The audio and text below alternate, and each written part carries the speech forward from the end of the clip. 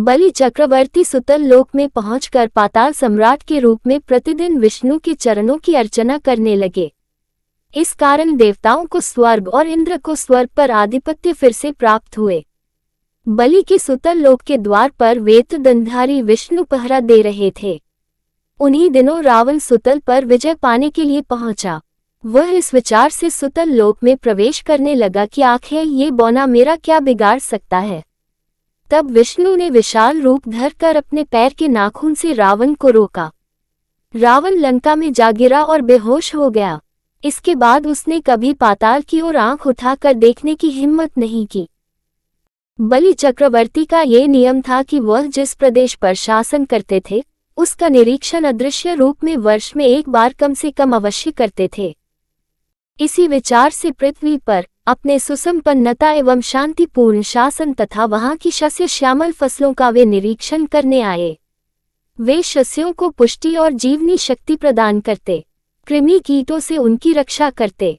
उनके स्वागत के रूप में दीपावली पर्व मनाया जाता।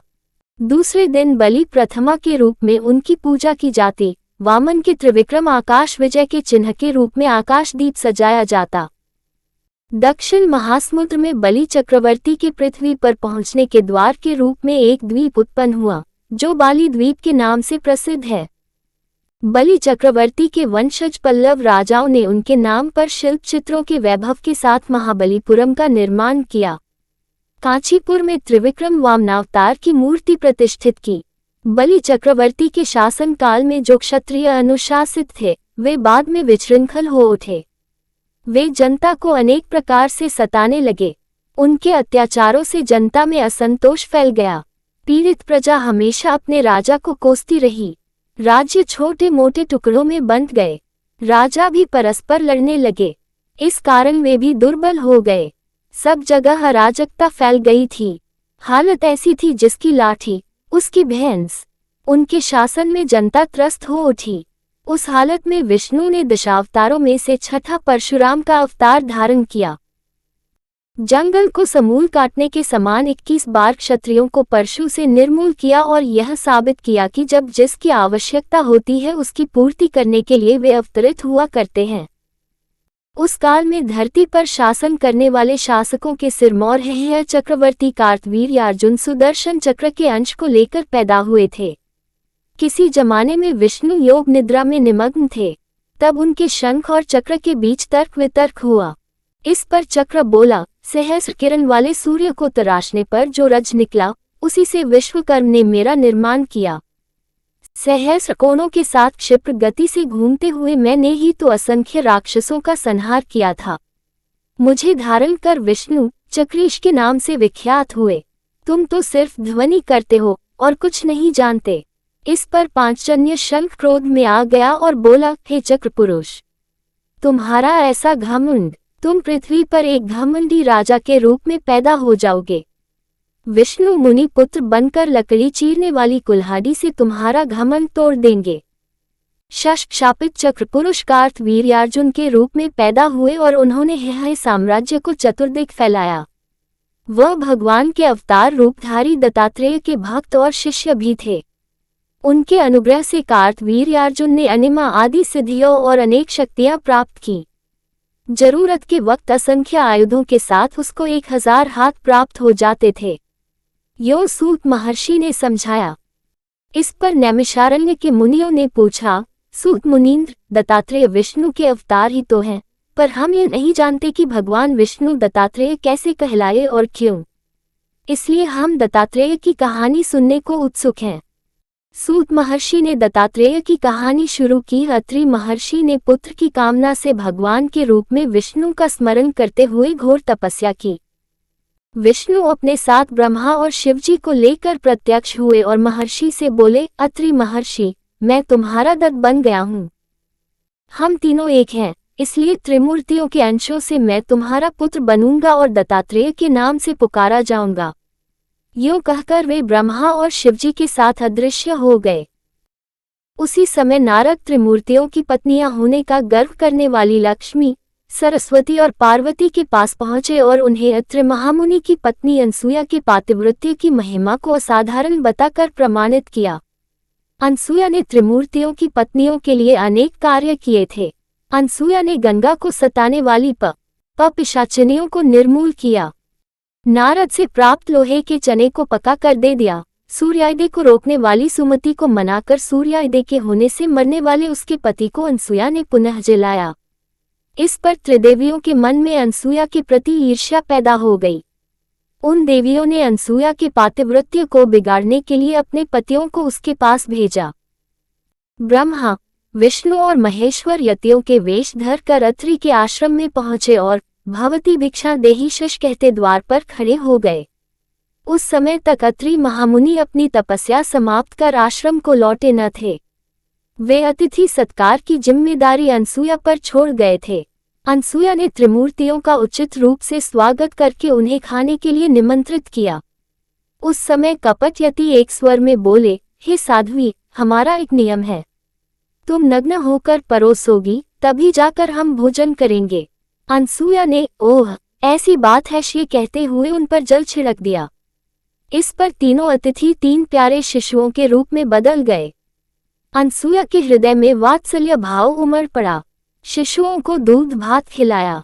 त्रिमूर्ति शिशु रूप में अनसुया की गोद में सो गए। अनसुया तीनों को झूले में सुलाकर बोली, तीनों लोकों पर शासन करने वाले त्रिमूर्ति मेरे शिशु बन गए, मेरे भाग्य को क्या कहा जाए। ब्रह्मांड ही इनका झूला है। 4 वेद उस झूले के पलड़े की जंजीरें हैं। ओंकार प्रणवनाद ही इनके लिए लोरी है। शशयो वह मधुर कंठ से लोरी गाने लगी। उसी समय कहीं से एक सफेद बैल आश्रम में पहुंचा। द्वार के सम्मुख खड़े हो सर हिलाते हुए उसने पायलों की ध्वनि की। एक विशाल गरुड़ पंख फड़फड़ाते हुए आश्रम पर फुर से उड़ने लगा।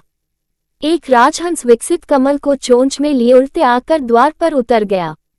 अत्यंत प्यारे लगने वाले रंग बिरंगे पिल्ले पूंछ हिलाते हुए घर में घुस पड़े। उनके साथ एक नाग फन फैला कर आ पहुंचा। उसी समय महती वीणा पर नीलांबरी राग का आलाप करते नारद और उनके पीछे लक्ष्मी, सरस्वती और पार्वती आ पहुंचे।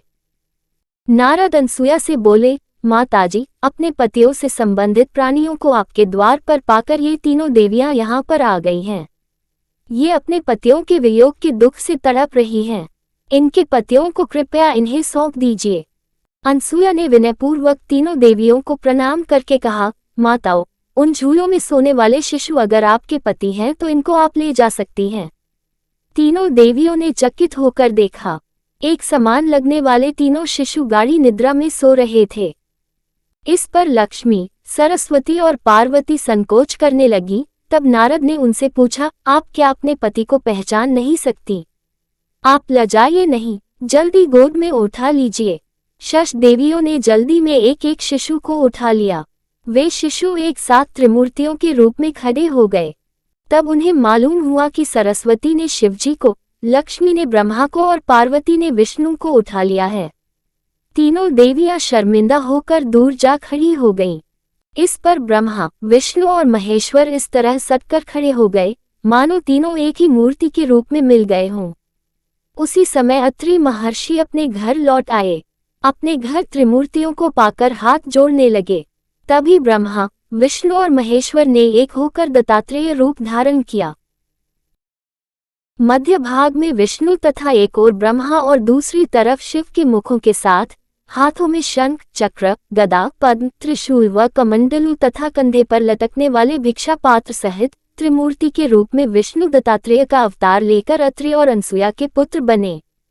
कार्तवीर्यार्जुन दत्तात्रेय की पूजा करके महान शक्तिशाली बनकर विशाल सेना को लेकर विजय यात्रा पर चल पड़े। जमदग्नि महर्षि के पुत्रों में राम आखिरी व्यक्ति थे। सदा कुल्हाड़ी लिए हुए आश्रम व जनपदों का निर्माण करने तथा जमीन को खेती के लायक उपजाऊ बनाने लिए जंगलों को काटना ही उनका प्रमुख कार्य था। हिमालय में तपस्या करके उन्होंने शिवजी को प्रसन्न किया। शिवजी ने उनको बड़ा ही प्रभावकारी परशु प्रदान किया। उस परशु को धारण कर वे परशुराम कहलाए। भृगु वंशज होने के कारण वे भार्गवरम नाम से भी विख्यात हुए। एक समय परशुराम की माता रेणुका देवी नदी के तट पर गई और देर तक न लौटी। जमदग्नि ने अपनी दिव्य दृष्टि से पत्नी को देखा और समझ गए कि वह उस वक्त क्या कर रही थी। चित्ररथ नामक गंधर्व अप्सराओं के साथ जल क्रीड़ाएं कर रहा था। रेणुका तन्मय होकर उस विलास को देख रही थी। इस पर जमदग्नि क्रोध में आ गए। अपनी पत्नी के लौटने पर जमदग्नि ने पुत्रों को बुलाकर माता का सर काटने का आदेश दिया। परशुराम के भाई यह जघन्य कार्य करने को तैयार न हुए। ल से लौटकर आए हुए परशुराम को देख जमदग्नि ने उनको आदेश दिया कि वह अपनी माता और भाइयों की सर काट डाले। परशुराम ने इसका प्रतिरोध किए बिना अपने भाइयों तथा माता के सर काट डाले। जमदग्नि ने प्रसन्न होकर पूछा, बेटा तुम कौन सा वर चाहते हो, मांग लो। भाइयों तथा माताजी को जिलाइए। शश परशुराम ने जमदग्नि से वर मांगा। जमदग्नि ने उनको पुनर्जीवित कर दिया। अपनी तपो महिमा के प्रति परशुराम के विश्वास तथा उसकी सूक्ष्म बुद्धि पर जमदग्नि प्रसन्न हुए और आशीर्वाद दिया, परशुराम तुम कारण जन्मधारी हो, सदा चिरंजीवी बने रहोगे।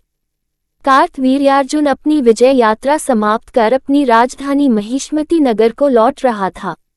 उसी मार्ग पर जमदग्नि का आश्रम था। उस समय राजा व सैनिक बहुत ही भूखे थे। जमदग्नि ने कामधेनु अंश वाली अपनी होम धेनु की वजह से उन सबको भारी भोज दिया। वह गाय जो चीज चाहे असंख्य लोगों को भी देने की क्षमता रखती थी। कार्तवीर्य ने सोचा कि ऐसी गाय उसके पास रहे तो सैनिकों के लिए आहार की समस्या हल हो सकती है। इस लोभ में उसने सैनिकों को आदेश दिया कि वे उस गाय को महिष्मती नगर में हाँक कर ले आएं। इस पर जमदग्नि ने उनका विरोध किया। तब दुष्ट सैनिक उनको जमीन पर धकेल कर गाय को खींच कर ले गए।